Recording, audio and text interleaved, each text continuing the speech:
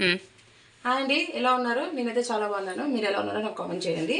ఈరోజు నేనైతే మన రాయలసీమ స్పెషల్ గోంగూర రోటి పచ్చడి చేస్తున్నాను. అదే గోంగూర చట్నీ మా సైడ్ అంటారు దీన్ని. దానికి కావాల్సిన పదార్థాలు శనగిత్తనాలు, గోంగూర, టమోటాలు, పచ్చిమిరపకాయలు బాగా 2-3 టైమ్స్ బాగా కడిగి వాష్ చేసుకున్న గోంగూర, టమోటా, పచ్చిమిరపకాయలు అండ్ చిన్నగా కట్ చేసుకున్న ఆనియన్స్. ఇప్పుడు ఫస్ట్గా ముందు మనం స్టవ్ అంటించుకొని వేరుశనగ గుండ్లో వేసుకోవాలి. మా సైడ్ శనగిత్తనాలు అంటారు. వీటిని బాగా దూరగా వేయించుకోవాలి. బట్ మాడిపోకుండా మాడబెట్టకండి, బాగా దూరగా వేయించుకోండి. ఇలా పల్లీలు బాగా దూరగా వేయించుకున్న తర్వాత మనం వేరే పక్కన తీసుకోవాలి. ఇవి పొట్టంతా చెరుక్కోవాలి కాబట్టి నేను చాక్లెట్ తీసుకుంటున్నాను. ఇందులోకి పచ్చిమిరపకాయలు, టమోటాలు, గోంగూర అంతా ఇలా వేసేసుకొని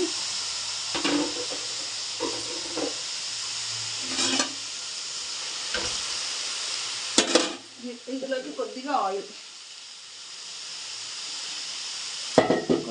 ఒక 2 స్పూన్స్ 2 to 3 స్పూన్స్ ఆయిల్ వేసుకొని బాగా కలుపుకొని బాగా మగ్గించుకోవాలన్నమాట. మెత్తగా మగ్గిపోవాలి గోంగూర అంతా. ఇది అన్నంలోకి కానీ రాగి ముద్దలోకి కానీ చాలా బాగుంటుంది ఫ్రెండ్స్. ఖచ్చితంగా ట్రై చేయండి. నాకు కామెంట్ కూడా చేయండి ఎలా ఉందో. ఇలా బాగా మెత్తగా మగ్గిపోయింది కదా, ఇప్పుడు మనం దీన్ని రోట్లోకి వేసి నూరుకుందాం. ముందుగా కడిగి శుభ్రం చేసుకున్న రోట్లోకి శనగిత్తనాలు, తగినంత ఉప్పు వేసుకొని ఈ శనగిత్తనాలు ఫస్ట్ బాగా మెత్తగా నూరుకోవాలన్నమాట. ఇలా అంతా మెత్తగా నూరుకున్న తర్వాత మనం మగ్గించుకున్న పచ్చిమిరపకాయలు వేసుకోవాలి. వేసుకొని వీటిని కూడా బాగా మెత్తగా నూరుకోవాలి.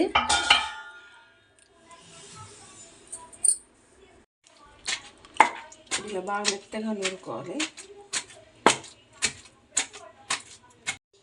లాస్ట్గా టమోటాలు, గోంగూర అంతా వేసుకొని బాగా నూరుకోవాలి మెత్తగా. ఇలా మొత్తం అంతా గోంగూర, టమోటా అంతా వేసేసి